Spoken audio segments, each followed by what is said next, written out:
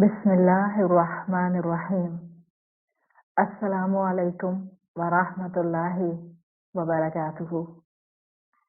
रसूलुल्लाह सल्लल्लाहु अलैहि वसल्लम की मोहब्बत में एक कदम और आगे लेते हुए सीरत रसूल सल्लल्लाहु अलैहि वसल्लम में ग़ज़वा उहद का पार्ट 3 हम आज देखेंगे। हौसला मोहम्मद सल्लल्लाहु अलैहि वसल्लम। जब खालिद बिन वलीद और उनकी कैवलरी ने मुसलमानों के ऊपर हमला किया तो मुसलमान एकदम से बिखर से गए, इसलिए कि 40 तीर अंदाज अपना मुकाम जो रसूलुल्लाह सल्लल्लाहु अलैहि वसल्लम ने उनको अपॉइंट किया था वो छोड़ चुके थे।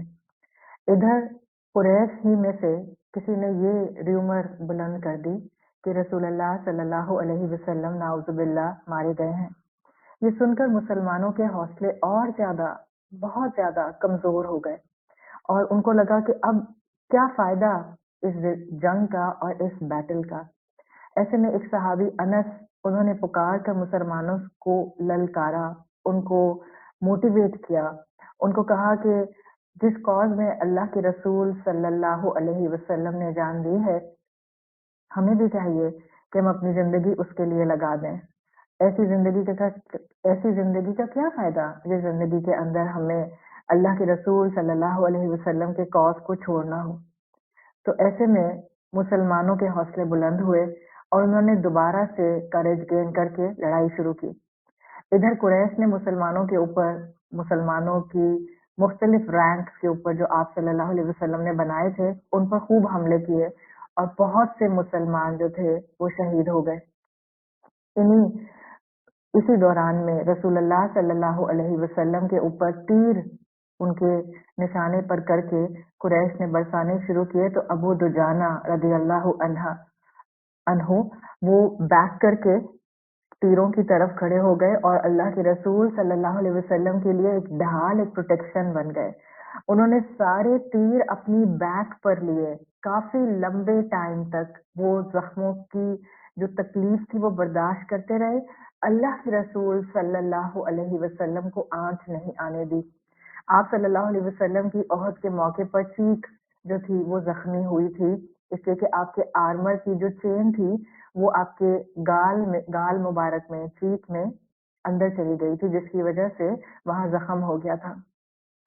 अबू दुजाना रसूलुल्लाह सल्लल्लाहु अलैहि वसल्लम को प्रोटेक्ट करते हुए अल्लाह को प्यारे हो गए, शहीद हो गए। उसके बाद और अंसारी सहाबा जो थे वो आप सल्लल्लाहु अलैहि वसल्लम के करीब आ गए ताकि कोई तीर कुरैश का आप सल्लल्लाहु अलैहि वसल्लम तक नहीं आए। इधर अबू सुफियान ने देखा कि अब मुसलमानों के हौसले टूट रहे हैं, बहुत से मुसलमान शहीद हो गए हैं। अबू सुफियान ने अपने साथियों को ललकार कर कहा कि हमने बदर का बदला ले लिया है, आज जीत की बारी हमारी थी, अब हिसाब बराबर। रसूलुल्लाह सल्लल्लाहु अलैहि वसल्लम को अबू सुफियान की जब ये पुकार सुनाई दी, आपने हजरत उमर रदियल्लाहु अन्हु से कहा कि इसका जवाब दीजिए। हजरत उमर रदियल्लाहु अन्हु ने रसूलुल्लाह सल्लल्लाहु अलैहि वसल्लम की गाइडेंस पर ये कहा कि बराबर मामला नहीं हुआ, हमारे जाने वाले शहीद हैं और वो जन्नत में हैं, तुम्हारे जाने वाले कुफार हैं और वो जहन्नुम में हैं। इस तरह से ये मुसलमानों की एक जमात ने, एक ग्रुप ने कुरैश का वहां तक पीछा किया जहां तक उन्होंने मेक श्योर कर लिया कि अब कुरैश पलटकर मदीना पर हमला नहीं करेंगे। जब दुश्मन रास्ता साफ कर गया, जब कुरैश वापस पलट गए, आप सल्लल्लाहु अलैहि वसल्लम ने बैटलफील्ड का पूरा खुद मुआयना किया। बहुत से आपके अपने साथी, आपके तरबियत याफ्ता सहाबा वो शहीद हो चुके थे और इन सब में आपको अपने अजीज दोस्त, अपने चचा, उनकी म्यूटिलेटेड बॉडी नजर आई, हजरत हमजा की, जिनको वहशी ने अपने स्पीयर से कत्ल किया था और वो शहीद हो गए थे। आप सल्लल्लाहु अलैहि वसल्लम उनकी बॉडी के पास बैठे और आपके अल्फाज का मफहूम आता है, आपने कहा कि इस दिन से ज्यादा उदास दिन कोई नहीं था, यानी आपको शदीद रंज और सदमा हुआ था हजरत हमजा की बॉडी जो कि म्यूटिलेट की गई थी, हिंदा ने की थी, उसको देखकर।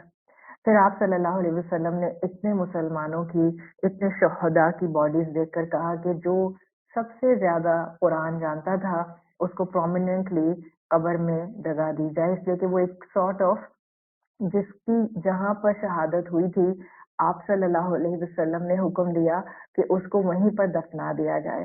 سب شہید تھے۔ آپ صلی اللہ علیہ وسلم نے اتنا اپنا حوصلہ اپنے ساتھیوں کے جانے کے بعد بلند رکھا کہ آپ کے الفاظ آج بھی اگر آپ اور میں پڑھتے ہیں تو ہمارا ایمان بڑھ جاتا ہے، آپ کی بات کا مفہوم آتا ہے۔ آپ نے کہا کہ یقیناً جس انسان نے اللہ کے راستے میں جان دی ہے، جس انسان کے دل میں ایمان تھا، وہ ایک لمحے کے لیے بھی، ایک گھنٹے کے لیے بھی اس دنیا میں واپس نہیں آنا چاہے گا، چاہے اس کو دنیا کی ساری دولت دے دی جائے۔ اور آپ صلی اللہ علیہ وسلم کے الفاظ کا مفہوم آتا ہے، آپ نے فرمایا کہ اگر وہ واپس اس دنیا میں آنا بھی چاہے گا تو صرف اس لیے کہ اس کو دوبارہ اللہ کے راستے میں جنگ کرنے کا، اللہ کے دین کی پروٹیکشن میں لڑنے کا موقع دیا جائے اور وہ پھر سے شہید ہو۔ یہ الفاظ ان سب مسلمانوں کے لیے حوصلہ تھے جو اس وقت اپنی شکست کو فیس کر رہے تھے۔ یہ الفاظ ان گھر والوں اور رشتہ داروں کے لیے حوصلہ تھے جن پر غم آیا تھا اور ان کے اپنے پیارے اس طرح سے شہید ہو گئے تھے۔ یہ الفاظ آج آپ کی اور میرے لیے حوصلہ ہیں کہ جب ہماری زندگیوں میں اللہ کے راستے میں چلتے ہوئے مشکلات آئیں تو یاد رکھیں اللہ ہمیں ضائع نہیں کرے گا۔ اللہ ایمان والوں کو ضائع نہیں کرتا، اللہ مسلمانوں کو ضائع نہیں کرتا اگر مسلمان اپنی غلطیوں کو ریکٹیفائی کرنا شروع کر دیں، اگر مسلمان اپنی غلطی کو ایڈمٹ کر لیں۔ قرآن نے یہ بات مینشن کی کہ احد کے موقع پر کچھ مسلمانوں کی ڈس اوبیڈینس کی وجہ سے، کچھ نا سمجھی کی وجہ سے مسلمانوں کو شکست کا سامنا کرنا پڑا۔ رسول اللہ صلی اللہ علیہ وسلم ہرٹ ہو گئے، مسلمان امت کو ایک دھچکا لگا، بہت سے مسلمان، بہت سے ایمان والے صحابہ شہید ہو گئے۔ تو ایک آپ کو اور مجھے بھی سبق دے دیا گیا کہ اللہ کے راستے میں جانے والے یقیناً اللہ کے بہترین بہترین مہمان بنتے ہیں، اور جو اللہ ان کی مہمان نوازی کرتا ہے آپ اور میں اس کا تصور بھی نہیں کر سکتے۔ جب آپ کے اپنے کسی نیک کام میں اٹیچ لوگ، آپ کے پیارے اللہ کے پاس چلے جائیں تو اس سوچ کے ساتھ ان کو اللہ کے حوالے کریں کہ یقیناً وہ دنیا سے بہتر مقام میں وہاں پر ہوں گے۔ یہ سب شہداء تھے، ان سے جو غلطی ہوئی تھی اللہ نے ان کی ویکنس کو، اللہ نے ان کی خطا کو معاف کر دیا، ان سب کے درجات بلند کیے، ان سب کو بہترین مقام عطا کیا اور شہداء کی کیٹیگری میں ان کو رکھا گیا۔ یہاں اس احد کے موقع میں، اس احد کے اختتام پر جو یہاں مکمل ہوتا ہے، یہ مسلمانوں کی بہرحال ایک شکست تھی اور اس میں ہمارے لیے بہت گہرا سبق ہے۔ احد کا مقام مسلمانوں کو شکست اس لیے فیس کرا گیا کہ چند لوگوں کی رسول اللہ صلی اللہ علیہ وسلم کی گائیڈنس سے موو کر جانا اور ان چند لوگوں کا آپ کی تعلیمات سے دور ہونا یا آپ کے حکم سے دور ہونا due to the love of the world, اس لیے کہ جو مال غنیمت کی محبت تھی وہی ان کو ان کی جگہ سے ہلا گئی تھی۔ ان کو لگا تھا کہ مسلمان مال غنیمت سمیٹ رہے ہیں تو ہم بھی اپنا حصہ لے لیتے ہیں۔ اس مال کی محبت میں جو تھوڑی سی دیر کے لیے ہی شاید ان کے ذہن میں آئی، ان کو اللہ کے رسول صلی اللہ علیہ وسلم کی نصیحت کی انٹرپریٹیشن میں غلطی کروا دی اور پھر ان سے یہ قدم ہو گیا کہ وہ اس مال غنیمت کو سمیٹنے کے لیے اپنے مقام سے نیچے اتر آئے اور پھر مسلمانوں نے تکلیف دہ لمحے فیس کیے۔ اس سے آپ کی اور میرے لیے سبق ہے۔ ہماری زندگیوں میں بھی کئی احد کے موقع آتے ہیں، بیٹل فیلڈ کی طرح ہاتھ میں تلوار اور بندوق پکڑ کے ہم نہیں دشمن سے لڑ رہے ہوتے، لیکن کبھی یہ ہمارا بیٹل فیلڈ ہمارے نفس کے ساتھ ہوتا ہے، کبھی ہمارا یہ بیٹل فیلڈ اپنے خواہشات کے ساتھ ہوتا ہے، کبھی یہ بیٹل فیلڈ معاشرے کے ساتھ ہوتا ہے، کبھی یہ سٹینڈ ہوتا ہے جو ہم اپنے ایمان اور عمل پر لیتے ہیں اپنے پیاروں کے ساتھ۔ تو یہ سب سے بڑی آپ کی اور میری احد ہے۔ دنیا کی محبت مجھے اللہ کا نافرمان نہ بنائے، کپڑوں کی چمک اور کپڑوں کی زینت اور اچھا لگنا، یہ چاہت اپنی جگہ جائز ہے، لیکن اس چاہت کو میں اللہ کے قانون کو توڑنے کے لیے استعمال نہ کروں۔ مال ہونا پسندیدہ ہے مومن کے پاس، لیکن میں नाजायज तरीके से, हराम तरीके से, किसी का हक मार कर माल इकट्ठा ना करूं। ये बेहतरीन है कि हम दुनिया में अपनी औलादों को आगे बढ़ता हुआ देखें, लेकिन हम अपनी तरफ से उनको दीन के जो बेस्ट ऑप्शंस हैं वो जरूर बताएं, ताकि उनके अंदर मटीरियलिज्म जो है वो ऐसा ना आ जाए कि वो अपने दीन को बैक बर्नर पर डालकर अपनी दुनिया बनाने की फिक्र में लग जाए। आज ये सब हमारे ओहद हैं।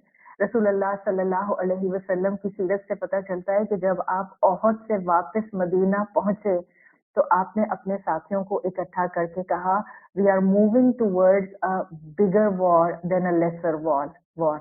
यानी आपने कहा कि ओहद से बड़ी जंग की तरफ अब हम मदीना में एंटर कर रहे हैं। वो कौन सी जंग थी?